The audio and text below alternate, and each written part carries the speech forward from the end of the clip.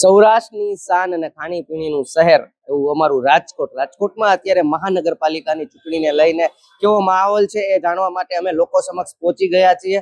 હું આજે અહીંયા જે કાઠિયાવાડી કસુંબોલ છે, એક જગ્યા ફેમસ છે, ત્યાં આવ્યો છું ને ત્યાં લોકો ક્યાં મિજાજમાં છે અત્યારે એ ચેક કરવું છે.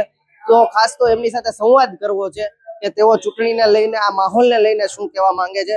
હળવી હળવી વાતો કરશું અને એને રાજકોટની સેલીમ કહેવાય ને કે ડાયરો મોજ કરાવે એવી રીતના મોજ કરવો છે. શું કેવું, તમારું નામ શું? મારું નામ ભરત સોની. ભરતભાઈ, રાજકોટના ચૂંટણીના માહોલમાં તમને અત્યારે કેવો રંગ દેખાય છે? પેલા તો રંગ તો કેવો છે કે જે પેલા જોવે એવો તો રંગ હવે છે નહીં, પણ મતદાતાઓને મતદાતા રાજા કહેવાય, રાજા જેવું એને ફીલ થાય અને બધી પાર્ટી સમજે તો સારી વાત છે.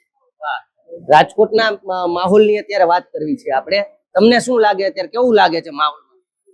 પહેલી જેવડું માહોલ તો છે નહીં હાલમાં, પર કદાચ આપસમાં એનો મેલ થઈ જાય તો કંઈક મેલ થઈ જાય તો બેરો પાર ભરી જાય. હા, આમાં ભેરો પાર પડી જાય. જેનો થાય એનો એમ. એ પાર્ટીનો આપે કઈ કે ન થકતા. પણ આમ જોવો તો રાજકોટ આમ ખાણીપીણીનું શહેર છે, લોકો કેવા ખાટા મીઠા હોય. આ વખતે માહોલ ખાટો મીઠો છે. બહુ જબરદસ્ત ખાટો મીઠો છે. તમારી મુજબ કેવો સ્વાદ છે અત્યારે માહોલનો? છે ખાટો બી છે, મીઠો છે. ખાટો થોડોક વધારે લાગે છે, મીઠાશ ઓછી થઈ ગઈ છે નેતાઓને કારણે. હવે તો બધા નેતાઓ આવી ગયા, એમાં કોઈ એકનું તો નામ ના લઈ શકીએ આપણે, પણ ચાલે. દેશનું ભલું થવું જોઈએ, રાજકોટનું ભલું થવું જોઈએ, ગુજરાતનું ભલું થવું જોઈએ.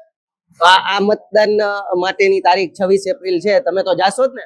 ચોક્કસ જવાનું આપણો અધિકાર છે, આપણી ફરજ છે. અને દરેક રાજકોટવાસીને અપીલ છે, દરેક ગુજરાતવાસીને અપીલ છે કે મતદાન અચૂક કરવું. કોને કરવું તમારી મરજી છે, પણ અચૂક કરવું. જો રાજકોટવાસીઓ અત્યારે એમનો માહોલ શું છે એ જણાવી રહ્યા છે, અને ખાસ કહેવાય માહોલને લઈને ક્યાંક ખાણીપીણી હારે એમની સરખામણી કરી છે, તો આજી ખેલેનો માહોલ લોકો કહી રહ્યા છે કે ખાટો છે. ત્યારે 26 તારીખે મતદાન કરવા આપ આપના મતનો અધિકાર માટે ચોક્કસ જજો એવી અમારી પણ ફૂલછાપ ડિજિટલના માધ્યમથી અપીલ છે. પ્રતિપાલ સિજાલા, ફૂલછાપ ડિજિટલ, રાજકોટ.